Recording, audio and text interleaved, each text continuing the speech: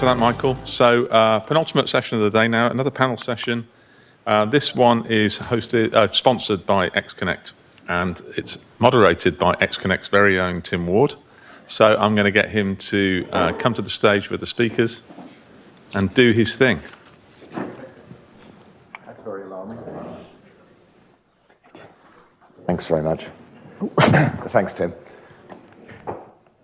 I feel dreadful trying to actually moderate an event when you've got someone like Tim who does it so brilliantly. And anyway, I'll try my best. Go for it, Tim. So, it's always a fear when you're getting towards the end of a two-day event like this that anything you say will already have been said. However, I have to say this particular subject has been quite extraordinary in that it's covered so many areas, so many subjects. We looked at so many technologies.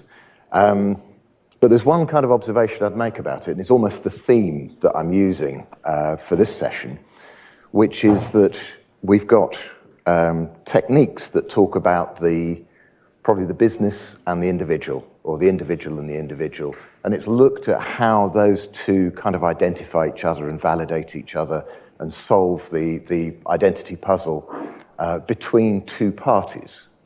But there's an important bit that sits in between. There's the network aspects, and although this has kind of been touched on a few times, there's been comments about things like SIM swap, key piece of information that tells you about the communications path. Can I actually trust that communications path? There's probably more to it, and so what I really wanted to start looking at was some of the things that communications channel can actually do for you and help, and also hinder in that process of actually validating the end-to-end across the network. What it takes to sort of build that trust to allow two individuals to complete a transaction, and how much trust is needed and is appropriate for that kind of transaction. So if we can talk about sort of the elements of, and this is a great environment for this, of the ecosystem that actually makes up that middle part. Can it be trusted? More to the point, can it help with those additional attributes? And that kind of led down another track of sort of possibly three particular areas. And I don't know whether this is leading into the technicalities of it, but I think it's also some of the philosophy of what we're dealing with. One is phone numbers. The actual numbers that are being used. So I'll talk about that for a moment. I think another is really the channel. And how that channel has evolved, and how the channel can actually be used. And I use the word channel. I mean, we've also heard the word rails used. When Lee and I talk about this, hold on, we're talking a different language here. But the means of communication between 2 points in this network and the mechanism that sits between them, we're kind of hearing these different vocabularies, and I think that's a very good area to focus on. So I'll come back to numbers. We all know about phone numbers. I think every one of us has a very good feel. Well, more to the point, every one of us probably has at least one phone number that we're working with. So we're kind of very familiar. And when I say all, I really do mean all. It's a global identifier. It really means something in pretty much every country that you're dealing with. It's also pretty much ubiquitous. It really is a number that you can recognize as a telephone number. Some of us who sort of most of us who live in the international world are used to there being a plus on the front of it. There's going to be an international code at the beginning. And that mechanism has got quite a few years behind it. The original international dialing plan came out, it's about 50 years ago. I was going to say, when I was still at school, and it was when I was still at school. But we've lived with a truly global numbering scheme that identifies down to a phone, at least, a device that we're dealing with, and probably an individual. Still not quite sure whether the individual owns the phone or the phone owns the individual. I haven't got to the point now where, my phone owns me. It tells me where to go, what to do, and how to do it. And I think that aspect of that connection and the importance of the number, is absolutely critical. I kind of take that down another track, and I talked a moment ago about how some others have talked about things like SIM swap. You know, we talk about the MISDN, the number that is being used within the network, and ensuring that that particular number is actually associated with that phone. Has it been ported? There are some of these things that, you know, are relatively complex associations. You know, I think Vodafone spoke yesterday almost about a portfolio of different things. You've got sort of name, number match, you've got tenure of the account, you've got SIM swap status. But I'd also point out there's some really, really simple things about that number as well. And I think this is, you know, this is an area that XConnect comes in particular. Does the number exist? Does it actually, is it associated with the network operator? And although that's such a basic binary function, and you might say, well, of course, if someone's giving you a phone number, it probably exists somewhere in the world. But I've got to say, when we look at the statistics, so one of the things we do is we manage queries. We've got people sending us a phone number. The main reason they're sending us that number is because they want to know which operator it belongs to. They want to know in real time, where should I send this particular piece of traffic? As much as 10% of those queries are actually completely wrong, just simply wrong. They're the wrong length, they've got a digit missing, they haven't been entered correctly, or they may be fraudulent. You know, we do see a huge amount of repeated fraudulent numbers coming through, which just don't exist. So I should probably be more technical about it and say, you know, they're coming out as invalid, but I'll go basic and say, no, they're wrong.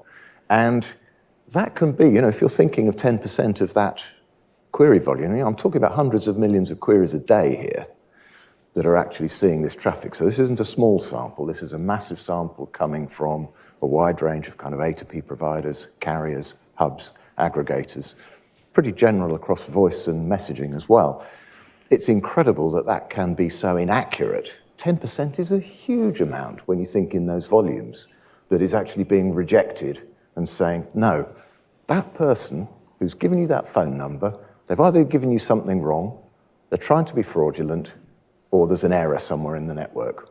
And that's the kind of stuff which can be kind of eliminated from this sort of validation process right before you've even started any complex transaction.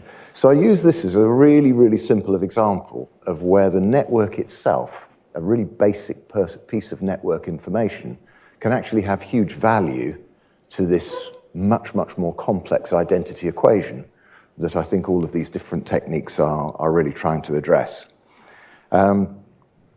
So, you know, I think that's kind of one very, very straightforward area that I would point everybody to kind of take a look at.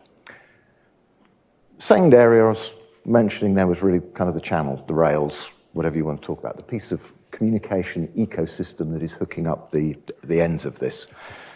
And it actually reminded me to sort of go back and look at a report which came out, I think it actually came out at the back end of last year, which was the last personal data enterprise survey. And it was identifying, or it was looking at what are the drivers for identity solutions. You know, why do people actually need them, and falling into the particular categories that you kind of see there. So, you know, the list that's in there, I thought it's a great report, by the way, and if anybody hasn't read those reports, I really take a look at those MEF reports. They're nice and simple. You actually read them in minutes as opposed to needing to really pore over them, so I love them. So they came out with, you know, customer experience, and I think, you know, I'm only repeating what's really been said over these last 2 days, but customer experience, fraud management, regulatory requirements, which we've kind of touched on, marketing and segmentation, which I think we've touched on quite a lot, and kind of the analysis that goes with that, and monetization. So those are the regular things that people were being asked about.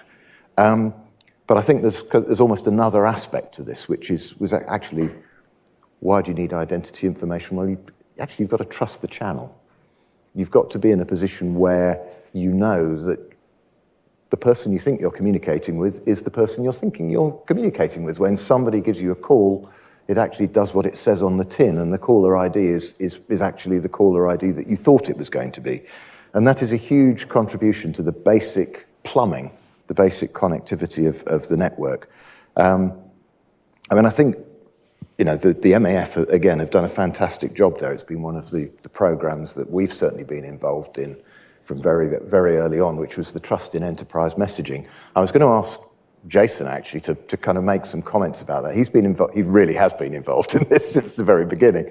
And if you're not familiar with what the MEF have done there, I mean, if you can give a kind of real sort of top-down comment. This is audience participation, by the way. We're at that time where we can start to. I'm not sure if we have time to pass the microphone around the whole room, though, Tim. So for those of you who don't know, the Trust Enterprise Messaging Program, a code of conduct we've got in effect. We're trying to get to a place where we're trying to introduce a culture of businesses doing the right thing, trying to stop the fraud. It's not saying that sometimes things go wrong, because when they do go wrong, you have to have a process to put them right, of course, but trying to remove that culture of proactively routing traffic fraudulently. Now, the signatories are here obviously include Tim and XConnect and GMS and Sinch and myself. We were IMI Mobile, we're now part of Cisco. So we're signatories, along with actually most new members who sign up for MEF now are signing the code of conduct. I think the other thing, in addition to that, it doesn't stand still. We're constantly evolving it. We went from version 1 we put together, I'm trying to think, it must have been about 5 years ago when we created version 1. About 2-3 years ago we created version 2, and we're now working on version 3 to evolve it, make it easier to sign up for, making sure it's still adding value in the industry. So if you haven't signed it and you are working in the messaging environment, then it is worth signing up for and showing that you're doing the right thing. Thanks very much. I mean, hopefully, for any of you that are not familiar with it, that's kind of given you a taste of what that's all about. But at a really simple level, kind of what I'm talking about, one of the key initiatives within that is making sure that the caller ID gets through and it's correct. That's a critical piece. There are technologies which are beginning to come out. I heard it mentioned once yesterday, someone mentioned stir shaken. This is a technology which is just beginning, well, it has hit the US in a big way for voice applications. Still lots of work to be done to consider it for messaging applications. And I think I'd take that a little further in saying, and looking at how that can be globalized. Is that a word? Maybe it is. Shouldn't be. I'll use it. Then there's a lot of challenges in there in that the US has gone down a regulatory path. I think, more of the rest of world markets are less likely to go that way. However, the principles are good. The principle is you should be able to trust the caller ID that you see coming in. The next stage is how do we achieve that? And there's quite a few ways of doing that. But I think you'll find, that's an area that has got to develop to really build this trust in both the messaging and the voice world and the CPaaS world, where we're really trying to build that communication. I think that person Tim mentioned, shaken and stirred. So for a moment, I thought it was a Bond theme. Yes, I think a lot of people. Well, I think it should be actually.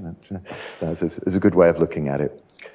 So I think there's sort of two aspects that I've tried to just give as a little bit of an introduction. Some of the areas we're interested in, and kind of I think are important to add to this mix. The use of numbers as an identity mechanism, the importance of the network in that connection, and the value that that network can provide. Not just in saying what is the information the network providers have about an individual, but also what does the network have about the network?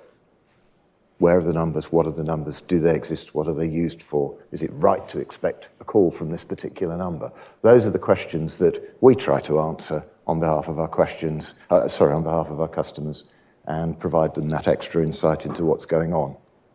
But I think at this stage, what I'd really like to do is kind of open it up to Lee. I thought the best thing to do with Lee was make sure he was actually on the panel, because I knew if he wasn't, he'd be asking questions from the audience anyway.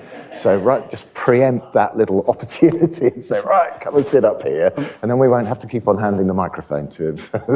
I'm wondering if there's going to be question revenge. But Question revenge.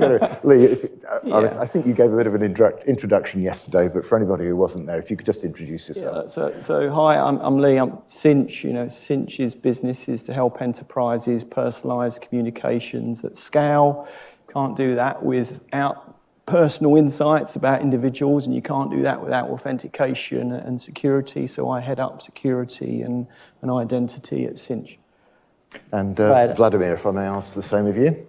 I'm Vladimir, and I'm with Global Message Services, a CPaaS provider, basically. And I'm looking after product planning and go-to-market efforts.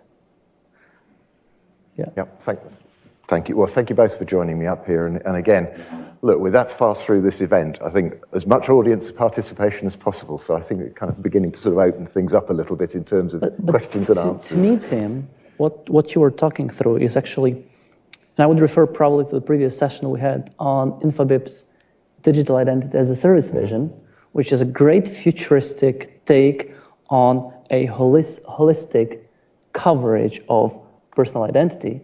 But at the same time, there's certain amount of immediate steps we could take right now. So you're referring to, and we've seen it multiple times all around, numbers where enterprises are trying to get a message delivered are simply non-existent, or belong to a range that cannot even receive a message.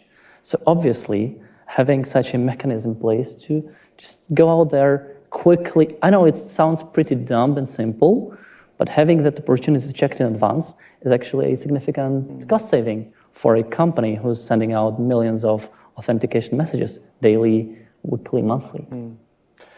Look, I think that it's important to put this into perspective, security and user experience into perspective here, because just think about this for a moment. You can, in a few seconds, dial a number and connect to anyone in the world in 5 seconds using voice, video, or messaging. It is a super simple user experience. And of course, what we've learned is that anyone can build a secure system, but not anyone can build a secure system that people can use. So there is a trade-off, and always will be. So whenever we think about, and should talk about, vulnerabilities in this kind of telco world, but we should also talk about that 5-second benefit that any enterprise can engage with any individual on the planet. And that cannot be achieved on the internet today. It's not possible because the internet is not always on or available to those individuals. You talked about inclusion earlier on these panels. Mm-hmm. But many more people they're at the other end of a phone number. See, the great thing here is they're actually answering my questions before I even ask the questions. It's brilliant, brilliant. But, and really the theme of the question, which as I think you've both kind of entered into already, has been, what about now? I think so much of what we've been talking about are technologies or concepts that either need a lot of infrastructure, or they need a lot of standardization, they need a lot of agreement, they need adoption. I think one of the things we know at the moment is that we've got some techniques and mechanisms that are actually well tried and tested. When I talk about the telephone number, that's well tried and tested. I talk about the network, it's been around 10, 20 years in the form that it's in now. And these problems of authentication and validation have been with us throughout. So I was going to sort of ask for maybe some of these examples. I was giving some earlier on, but maybe some of these examples of how some of the techniques that we use are being used today, and also how they're evolving. What are the things that are changing those techniques? So I'd always start with, we make progress and marginal gains in security, but nothing's secure. There's this spectrum of security, and we've had plenty of conversations about that. Tim, you mentioned stir and shaken as a way to give endpoints confidence that the A party, whoever's calling, is who they say they are. There are measures like SIM swap that we've heard as well that can give call forwarding. Yeah, and call forwarding that give a sense of the citizen, arguably it's a citizen in this case, hasn't had their account taken over. And these are great. There is a but. Nothing will stop a targeted attack. Mm-hmm. So we raise the bar, and we raise the bar sensibly, but if you're a politically exposed person of interest, high net worth individual, Doesn't matter about any of these technologies that we've talked about today, you're vulnerable. And I tell a little story because I had the privilege of attending or being invited to the Marconi Symposium a few years ago, the great and the good of the internet. We had the deputy director of the CIA, the professor of cybersecurity at Cambridge University, and asked them a question similar to the topic we've got: does trust matter? And the cybersecurity guy said, absolutely not. There is no trust. Everything could be hacked. We have to start from zero trust. The policy person from the CIA said, without trust, we are nowhere. The point being, we know we can't build secure systems. That's not much relief to individuals out there that get hacked or are worried about this. They need reassurance. Actually, when bad things happen, the police are going to help. Legislation's going to help. I suppose that's a key question we're missing in that previous panel. Did we ask individuals, if the worst happens, are they happy that there's enough things in place to protect them? But then this aspect of trust, to me, it's pretty well combined with the security bit. Security is something that matters to enterprises, but trust is something that matters to individuals who are receiving the messages. And folks, I've got a real-life story that happened to me literally like 2 weeks ago. My child has asked me to buy a chair for a balcony and a cushion, because apparently she likes to read outside. So I went to home base, I got both, and then there's the day of delivery, I'm getting messages all the time, tracking it, perfect, everything goes well. Well, like emails, SMS, everything's fine. And I'm receiving the parcel, and I receive only a chair. There's no cushion. Right. Well, things happen, and like the day after, I receive a notification from the service through an email saying, "Dear Vladimir, we're so sorry, we're out of cushions apparently, and you're not getting anything." Fast forward, 3 or 4 days after, I'm receiving another notification from Homebase saying, "Hey Vladimir, you're getting another delivery." And I'm being stressed out. I'm not clicking the link anymore because my delivery has arrived and I've received a refund for my cushion. So again, just to cut the long story, at the end of the day, I've received the cushion as well, but no one from the side of enterprise has notified me that apparently my cushion hasn't actually been lost and is still coming on. And I was expecting that all the SMS I'm receiving is some kind of fraud just because I've received everything, right? So establishing the trust, and that's the part of the user experience you were talking about, Tim, right? And that's why probably it matters to enterprises. Figuring out at what touch points of the customer journey you would like to interact with your customer. You would like to tell him or her something that matters is totally crucial to me. But I think some consumers hear what they want to hear. About 6 weeks ago, Yeah. I'd just finished another MEF presentation, actually, on security. I got a phone call from the general public afterwards, and they went into this unload of how worried they were about all aspects of their cybersecurity. And I spent 90 minutes on the phone with this person, worried that they were a journalist, first of all, but realizing actually it was just a concerned citizen that had lost control of their mobile device, lost control of their laptop, had no idea when they were applying for a job if it was safe or not. And, Dario felt very bad after that 90-minute conversation. But this person believed everything that they had read about vulnerabilities and thought that she was a victim. And it was very And I think that kind unfortunate. of comes on to a last point, because I think, as we were sort of discussing all of these points, one phrase came out, which you used a bit of earlier on, but sort of the aggregation of marginal gains. Yeah. And I think that is also an important message in this world, because I think, there's one stage where we say we need total security, or we need total validation, we need total verification and authentication. We say, how much do I need? Yeah.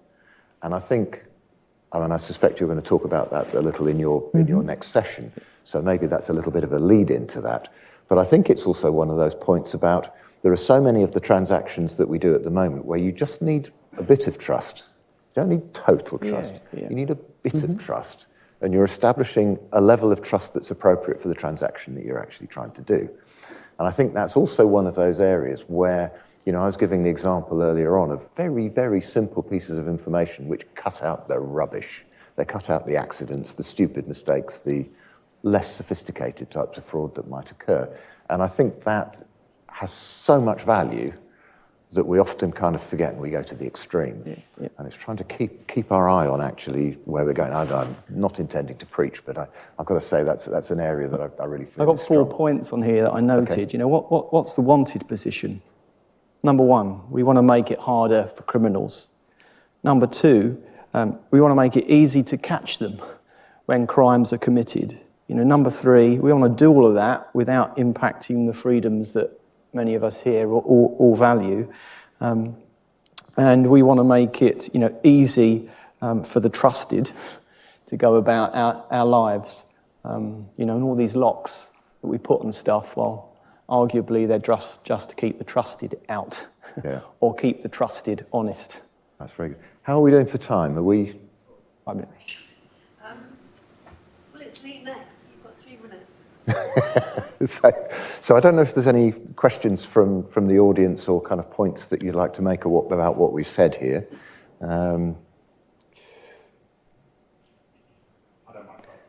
Thank you. Yes. I don't mind throwing a question at you, Tim. It's never stopped you before. Or to everybody, actually. Based on everything we've done in the last couple of days at this event and, the sessions about reinforcing trust, what one step would you recommend as being the next step for that you walk away from this event and invoke, over the coming months? You want to start, Lee? I'll start on the right. Yeah. I'm going to cheat. It's 2 parts. Passwords are not going away, despite what we've heard. And if they're not going away, you need MFA. It's the biggest uplift in security, bar none, that any enterprise can invest in. To me, it would be build predictable customer journeys. You're establishing trust when things are 100% predictable. That really fits in with your comment about the multiple deliveries. Yeah. And I think from my point of view, it would be, we've talked so much about attributes. Do basic checking on attributes. You don't need to do really complicated checking on them. Something could be really, really basic, and they will have huge return on that very simple check. I mentioned earlier, and you hinted at it there, about this marginal gain. So this was a philosophy in British cycling probably 10 years ago, where Britain were nowhere in the world cycling. And they instituted this idea of every little gain really matters. And within a few years, they were winning gold medals and events everywhere. So small things really do matter. And in the security world, there's a lot of untapped potential. There's an awful lot enterprises can do to make things better. I'm concerned that the final word has to be, do sweat the small stuff. So if there's no more questions, any more questions?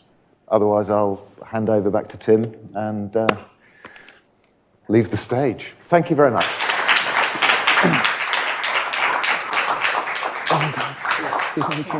Thanks very much. Well, thank you, Tim. Thanks, Tim.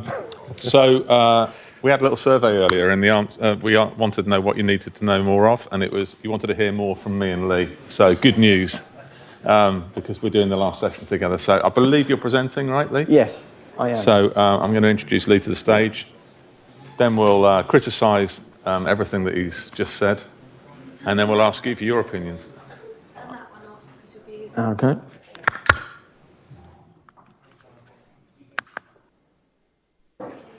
Okay.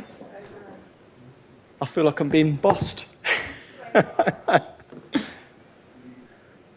Gosh, it's bright up here. Are we all good? Ready to start? Yeah, okay. So, hi, I'm Lee Suker at Sinch. For those that didn't just see the last session, so I head up Authentication Number Intelligence at Sinch.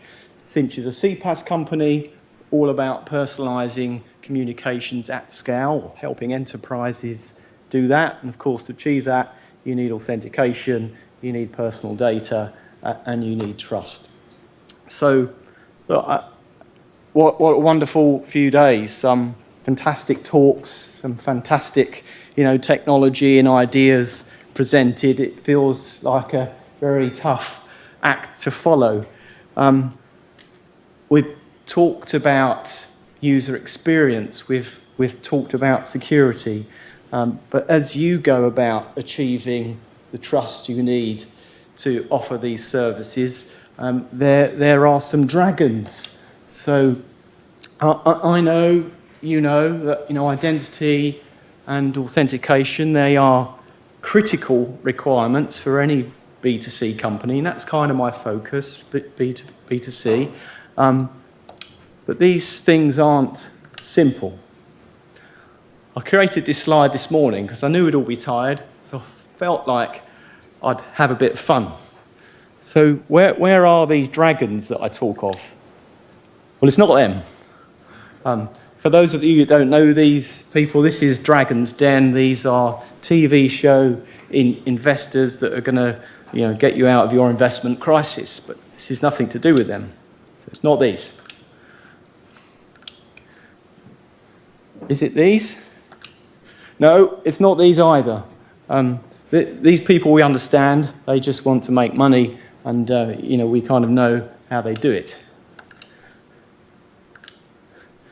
These are way more scary. These are real customers that matter to our business. So I have an interesting stat which kind of puts that into perspective, but kind of let me kind of move on. They don't care about security either, albeit they do for a bit when they get hacked. And then it's a bit like any parents in the audience might sympathise. We forget those first 3 years because it was hell on earth. And it's the same with security. Our houses get burgled, we buy an alarm. 2 years later, can't be bothered arming it. When the neighbour's alarm goes off, you don't visit it. So we just don't care as consumers about security as we should. But we know that we must deliver simple experiences to all of our customers if you're a B2C enterprise, whilst controlling costs and mitigating risk. And to put this into perspective, I was doing some research online yesterday and was looking at credit card fraud. So by 2030, there's expected to be $80 trillion spent on our credit card. And at the same time, there was roughly $50 billion worth of fraud to be expected. Well, that's 1 cent in every $100 spent. Surely that's an acceptable situation. But if I was to lose 0.5% engagement with that same audience due to a lousy user experience, that's nearly 5 times the economic impact. I can't remember my number now, it worked out to 400 billion in losses due to 0.5% engagement. So that really amplifies the fact that UX is the dog, right? Security is the tail. And I've got some personal stories with customers that I've been engaged with over the last couple of years at Sinch. One enterprise, a social media company, we were looking at rolling out new authentication technologies. I'll give you a clue, this is where this 0.5% came from for me. There were huge benefits of what they were going to roll out from a security perspective and a cost perspective.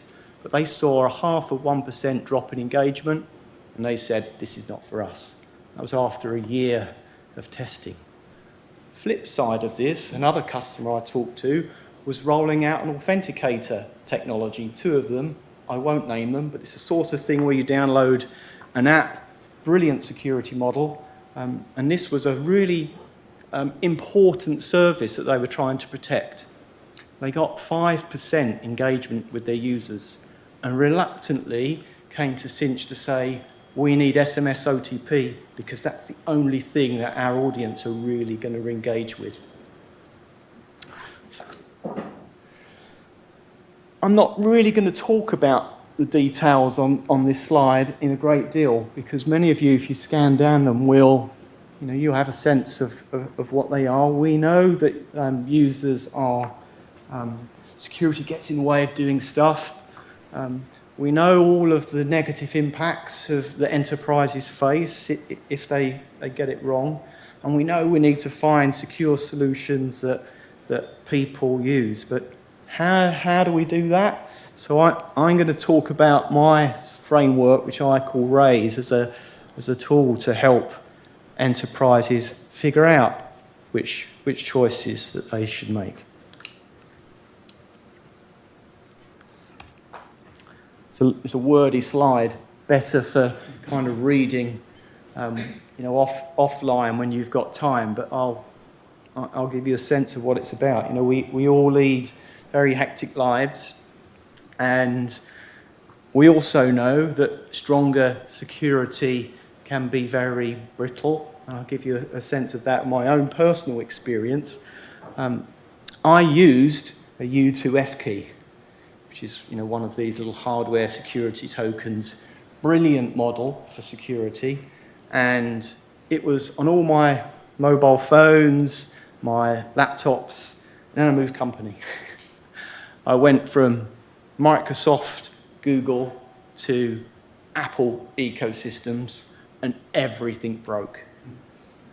And I was locked out of all my personal Google stuff for 6 months, not because I didn't know how to reset it, but because I knew it would take time and I was busy.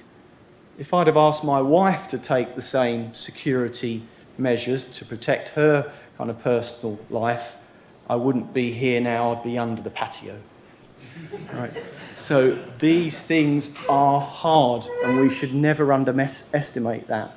And another little story I was kind of telling last night, this is something I read from a renowned writer on security. This was a rollout of U2F keys for a big enterprise. And they did a year pilot. After that year pilot, they saw a 70% failure rate.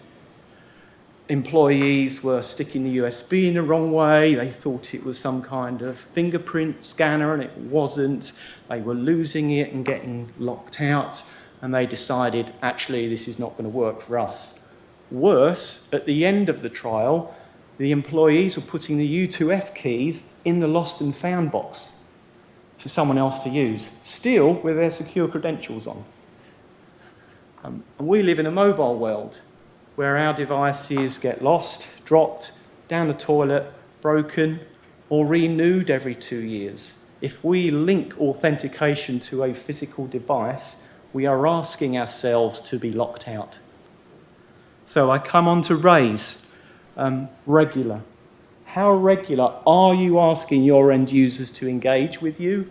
That could be authenticate with you, or it could be resetting their credentials. If it's every day, it's likely that you're going to get them to do something special to you. This includes the whole reset process, right? But if it's occasional, or even if the reset process is less than once a year, you're going to have to tap into something that they inherently understand. If not, you're going to get a drop in engagement. Audience, how big is it? What are the demographics? Are there issues around technology, poverty, inclusion, disability, all those things that we've talked about? You're going to need to find either one technology that can reach them all, or you're going to end up with multiple technology stacks. And that's obviously a personal decision for every enterprise, thinking about Alan Mitchell's spectrum of risk that he talked about yesterday. Importance is interesting because it's not what you perceive to be important, it's what your end users perceive to be important. And my little story here, personal, a few weeks ago, was a UK bank decided to turn off SMS OTP. That caused me a huge number of problems. Number one, they didn't enable push on the app. So every time I was spending online, I had to open my phone, find the app amongst 5 pages of apps, go through facial recognition to open the app, go click on alerts, bring up the transaction, click approve, go through another facial, go back to the app. And then when my kids were spending money on Nintendo or whatever it is, or on my wife, it was coming to me. Before, I could have read out an ODP and shouted it upstairs, but that's gone. Okay, so it's importance to the individual, and their perceived importance, not the enterprise's view of importance that's important. Sway's interesting.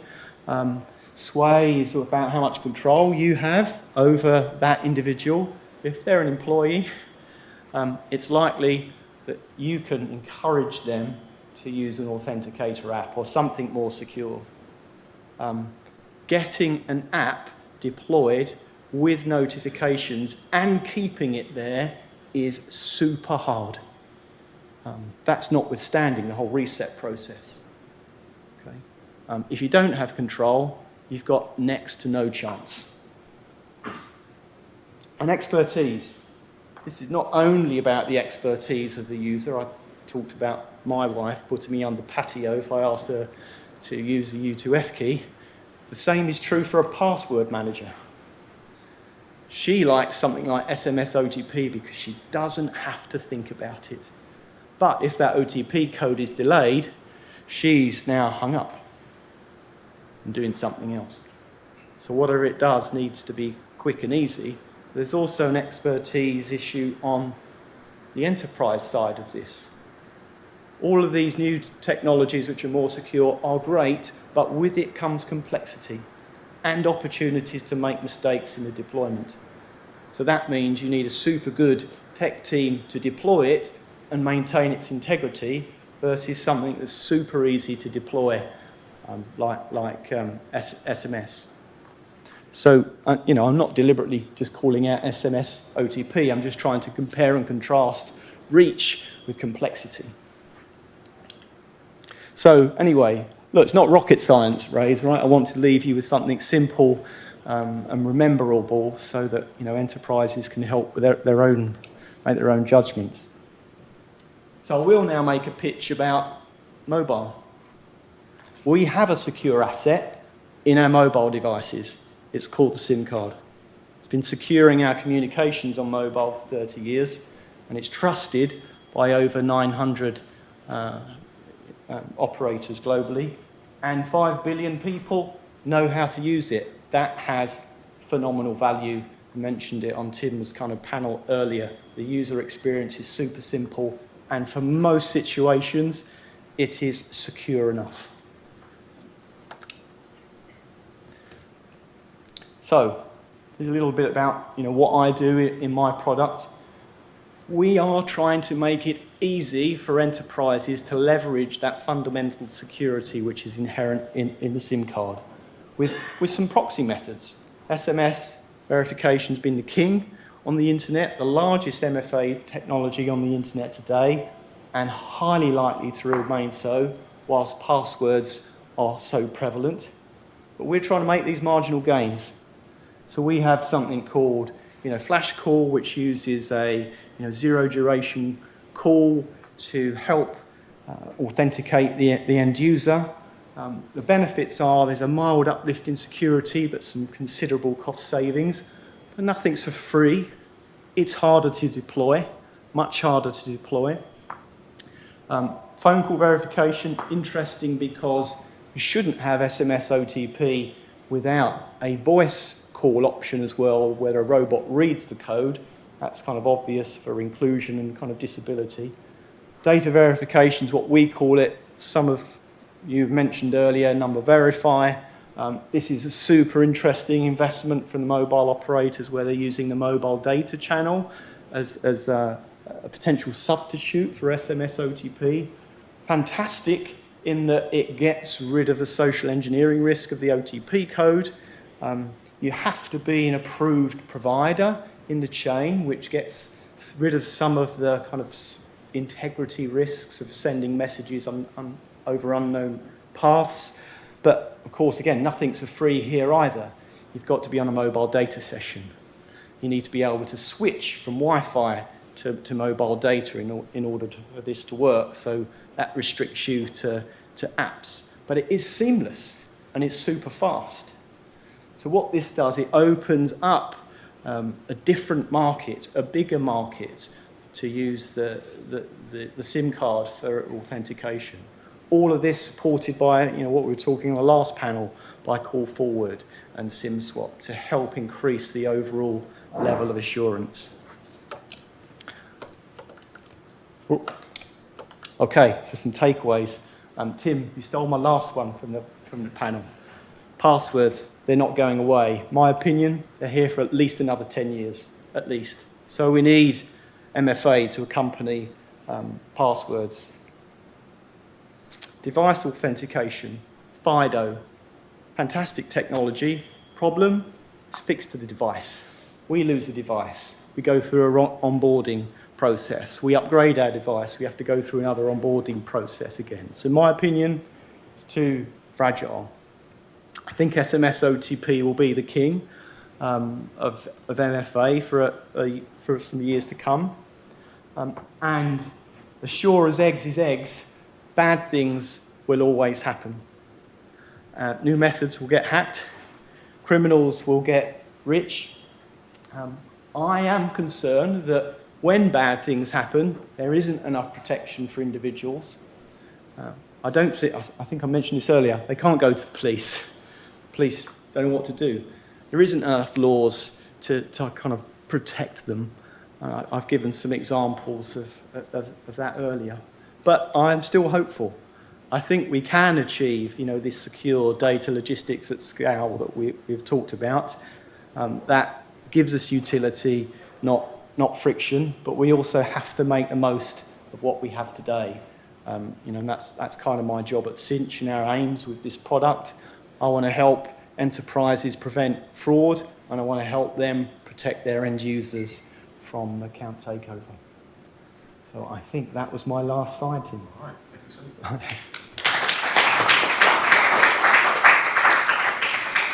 I'm scared to use this question then. I think you'll be all right, mate.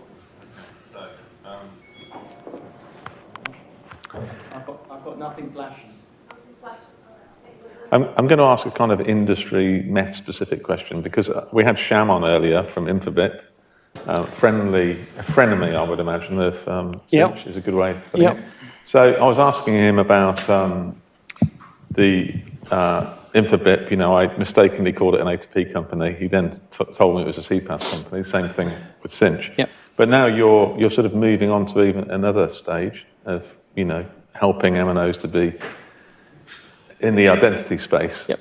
So I'd like to ask you how that's going, but also I'm old enough to remember when MEF was a mobile entertainment forum, and what they were trying to do was bridge the gap between mobile companies and entertainment companies. Yeah. And of course, mobile companies at the time were all trying to launch music services, movie services, and none of it ever happened because mobile companies are good at core business. Yeah.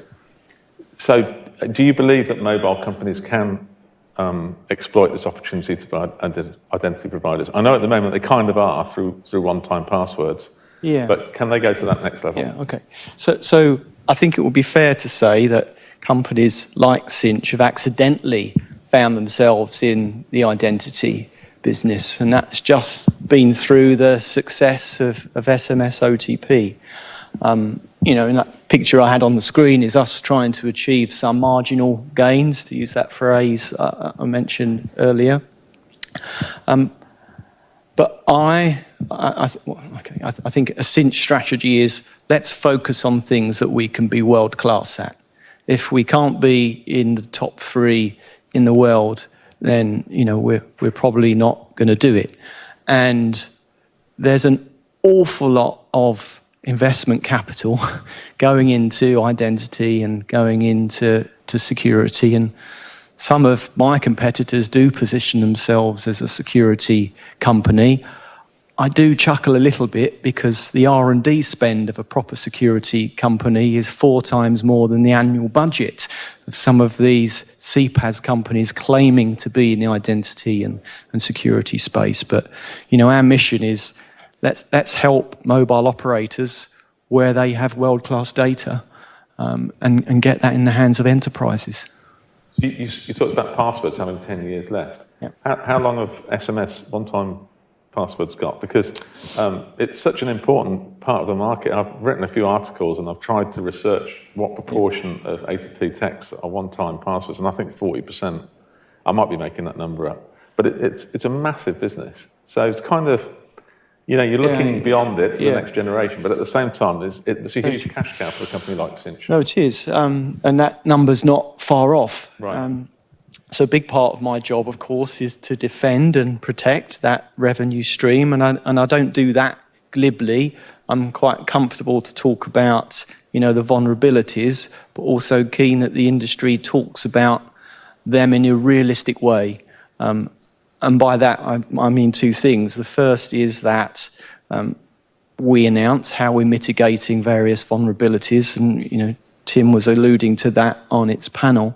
But also to talk about the vulnerabilities of other methods which are not on the telco rails, and in the frame that nothing is secure, will any of these alternative technologies give us a measurable improvement in security? For me, that question remains totally unanswered because there's nothing to defend against a targeted attack. What's the sense of, when you're talking to enterprises, of concern about any flaws in SMS one-time passwords? Because it's SIM swap, isn't it? Is the big issue. It's terrible if you're the victim of it, but it's one-time passwords are still pretty good for most people, aren't they? Yeah, I think there's been some misrepresentation of SIM swap. Obviously, some countries are more than others. I saw one vendor of SIM swap talking about a SIM swap epidemic, which I found ironic because we were 2 months into a lockdown, and there was no way that SIM swap had the level of infection, for want of a better phrase, that coronavirus did. So there is some misreporting going on in this space, but of course there's also no doubt that it helps banks save money. Hey, Lee, real quick on that, just to interrupt. There is a way to protect yourself against SIM swap, and that's putting a puck passcode on your SIM. Can you explain that to people? Well, yes, you can put a passcode on your SIM, but that really doesn't protect you when a new SIM arrives at the criminal's door, because there's no passcode on that new SIM. So the threat vector is really social engineering. You encourage the mobile operator to send you a brand new SIM card, but it's not Tim on holiday in the Bahamas. It's me pretending to be Tim on holiday in the Bahamas, and I get his SIM card and Brady's bank account. Nice. Wouldn't be that nice. But SIM swap APIs give you a date and timestamp of the last time a SIM card was associated with a telephone number, and that's super helpful. Tells you it's a real SIM as well, and not some virtual number. And to talk money, what are the SMS one-time passwords have been a good revenue raiser for this corner of the business that we're all in. What about this next generation? Are the business models similar, and what kind of revenues are possible? So I don't think the business model is similar, but it does depend on what sort of company you are. I think if we were to try and find what the average enterprise would spend on security, we'd probably get to certainly less than 2% of the entire budget, probably 1%. Of course, it's going to differ. And they have a lot to cover, not just authentication. If I am a social media company with 50 million users times 250 countries, logging in every day, if I did OTP business model for them, I would eat their entire revenue. So we do need to find alternative techniques which are lower cost. I have a view of that in my portfolio, which I call flash call. But there will need to be other kind of device, PKI, cloud authenticators required to support those models ultimately. Well, I think WhatsApp is experimenting with flash calling, isn't it? So I couldn't possibly comment. Can you explain about how flash calling works? Absolutely. How it changes the models. So I hinted up there, it's a zero duration call. And we have a very large pool of numbers, several million numbers. And when an authentication request is requested by the enterprise, we select one of those numbers from random, call the individual, their app hangs up the call, goes to the missed call registry, picks out the last 6 digits of the A number and uses that in lieu of the OTP payload. And it's a lot cheaper to it can be a lot cheaper. The biggest cost in that is managing that big pool of numbers, and then obviously they need to be selected at random. There are some risks associated with that, right? So, but certainly no more than SMS OTP. You could argue that there's a little less risk because the OTP code, whilst it exists in a flash call, it's less in the psyche of the user as a code which can be socially engineered and handed over. Can you do it in iOS? Classic question. Yes, but the user experience sucks. Right. Android apps are the only place where you can really make flash call work well. And of course, that makes it harder to deploy because you've got to write an app. Isn't it cannibalizing a lot of your revenue? Again, that's a question I get a lot. And the answer is we are not seeing that. And that, in part, is because we are focused on this kind of low ARPU, high engagement customer with this service that would never be able to afford SMS OTP. But my business asks me that internally almost every other week. I think we've got a few more minutes before we kind of wrap this up. So anyone got any questions for Lee? I know your business is asking you about it, but what about the operators? Yeah, absolutely. They're asking me about it and they're frustrated about it. And some believe it has to be cannibalization. Those that want to listen, and I tell them a story about these low ARPU, high engagement enterprises, they then get it. The next question for them is there enough revenue in it for us to be bothered about monetizing it? Because the operators could deliver a higher quality of service working together with someone like Sinch for Flash Call. Some are actively working with us on that. Some aren't bothered.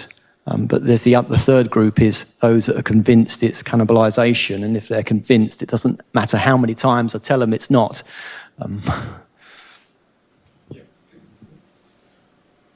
Anyone else?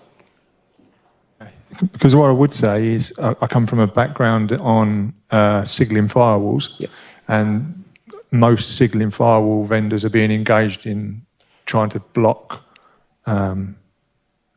Absolutely. Some try to block, some can't be bothered. Some, when they try, realise they can't. And the thing to remember here is that this is a opted-in service that the end user knows about that's giving them some value. So any decision to block is about commercials. Sinch has been working with the MEF and the GSMA on Flash Call to build best practice, help promote understanding, but not to say that we have to block this because the MNO is not getting the same level of revenue compared to SMS OTP, because that hints of an antitrust issue, right? Okay, question from Danny. Lee, hi, thank you very much. Do you think the telecoms industry needs to really put together a more focused working group to potentially also lobby the European Data Protection, the European General Data Protection Board, and internally to really say we need the authority from GDPR, etc., to allow the use of telecoms traffic data for fraud prevention. I mean, it needs effectively, the industry is getting there, but we probably need to really be above the parapet, in my view, and be more proactive. I mean, would you agree with that? Yes, I think there's two answers to that. There's the sorts of services that the operators provide today, SIM swap and all that kind of stuff. But I also think there's some really exciting data associated with metadata about telecoms activity. And if we could harness that in a better way, I think there's a lot of money to be made. So yeah, I think absolutely. Thank you. Great. Okay. Well, I think that's just about time. So thank you so much, Lee, for explaining everything so clearly. We kind of got onto the enterprise communications crossing over with identity there, which is great because that's what Met's all about. So it was a good session. So thanks for that. Thanks for listening.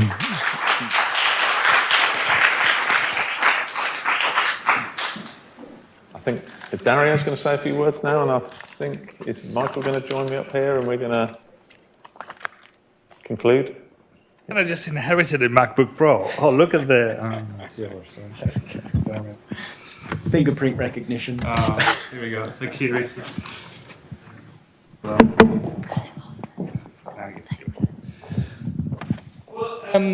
we are coming to the concluding end of the last 2 days, and you are the surviving group online and here. Well done. But it has been a fantastic, I think, at least for me, I'm talking, journey for so many different topics. And as Tim just said, well, wow, we do, shake the room a bit and show completely different perspectives, the ecosystem perspectives. I like that.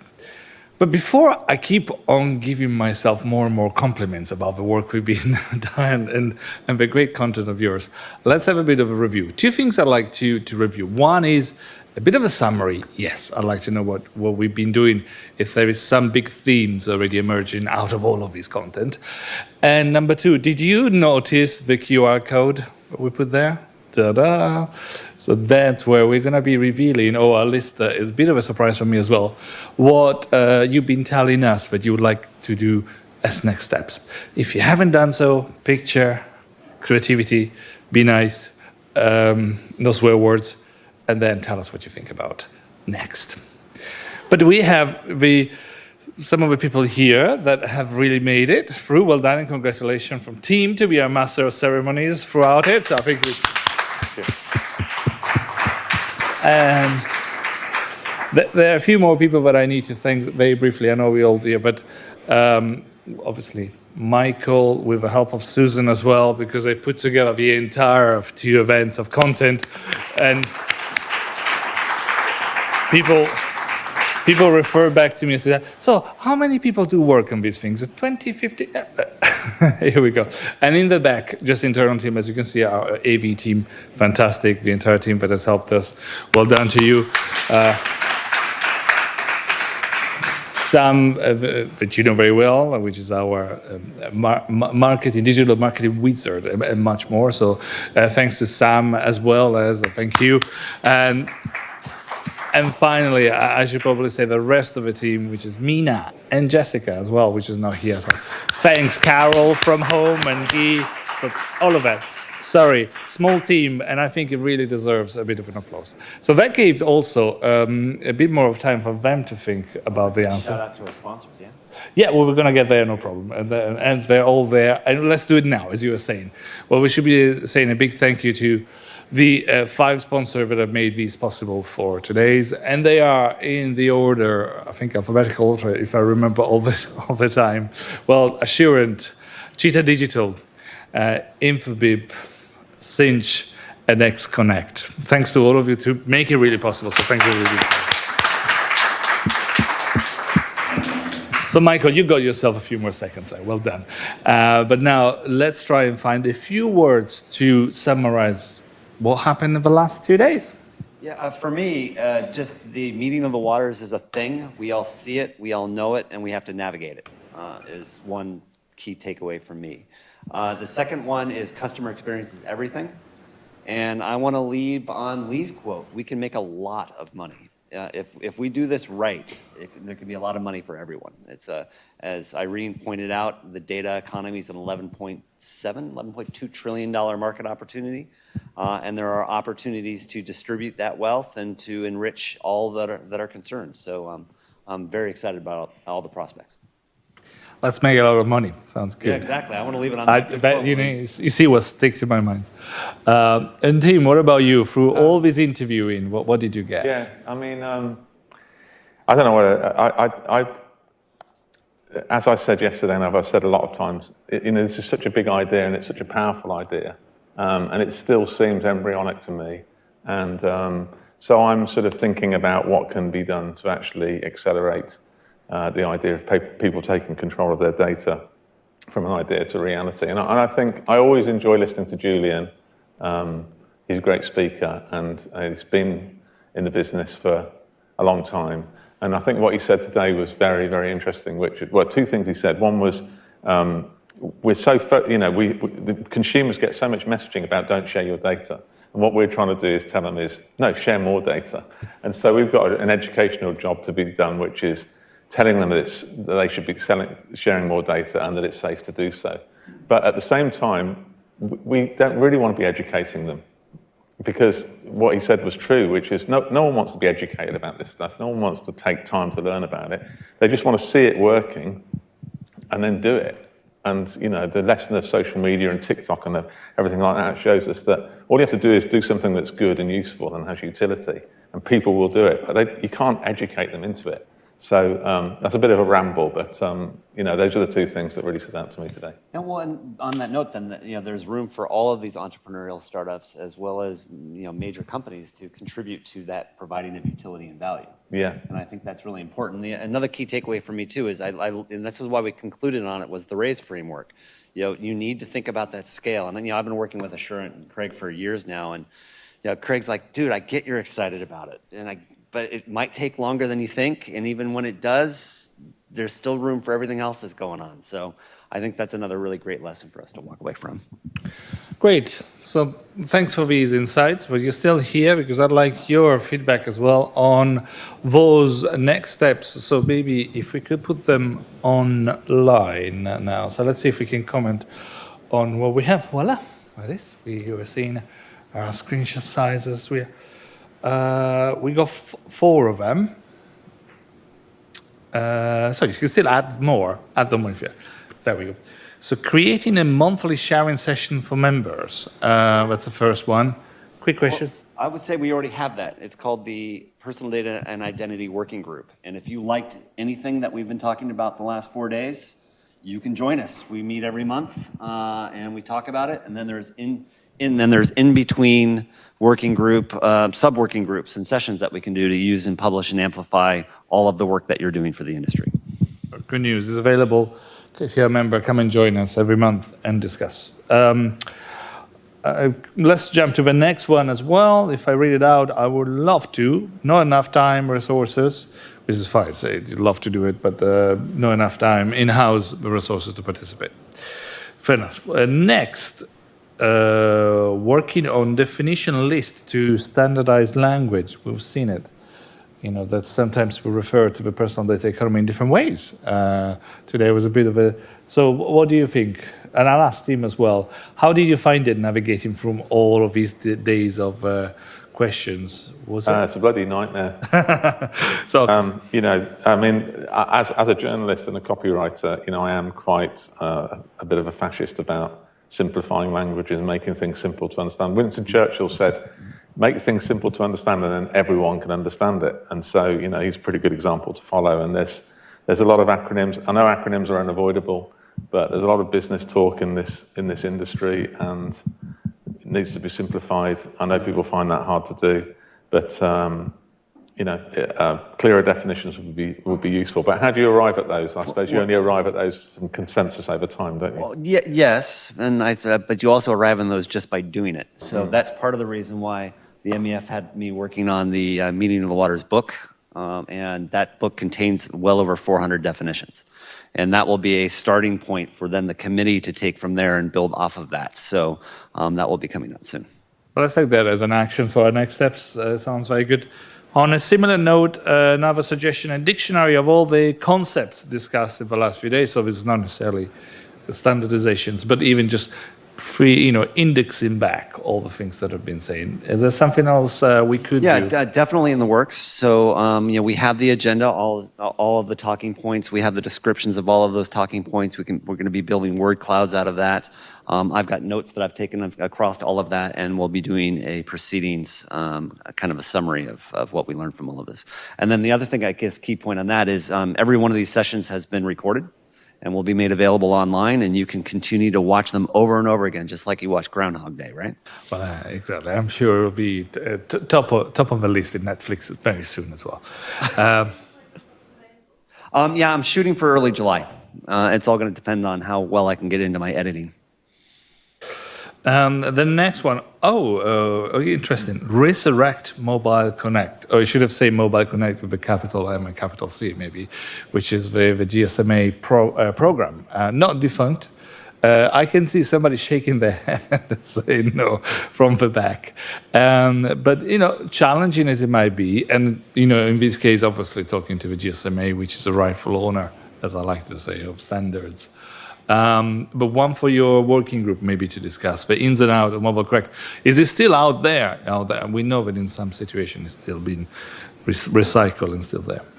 Another point on that, though, this is a really diverse community. So you have like the GSMA, and they're certainly involved. You're working with tons of other groups. Yeah. Stefan Wolf and the GLIFE program I think is another really important one. We'll actually be doing a webinar, I believe, with them in the next month or two, which will be really interesting. And then we have people like Andy's Age Verification Association. So there's a lot going out there in the industry, but the great thing about that is it all centers around the MEF as a focal point for that. Yes, but maybe it is the fact that we don't have standards. At MEF, we like concepts and people coming with their own approaches. So we like the diversity. So by all means, we'll help you out to discuss them. And we're neutral, so please come along and bring in more. The next one, create best practices document. Okay, that's up to our streak. Define best practices. That's really hard. I think one of the things we're going to need to do is come together as a group and start with best examples, and then have the industry grow forward with that. And it's really going to fundamentally come down to the KPIs and what we use to measure different segments of the industry. So I don't think there is one answer, but that's where the working group comes into play. No one single group can create a best practice. That best practice is a consolidation of the minds of the leaders of the industry. And those leaders of the industry that choose to participate. Fantastic. So it looks like there is, we will take notes. There's quite a few actions, at least for working group to discuss next. Mm-hmm.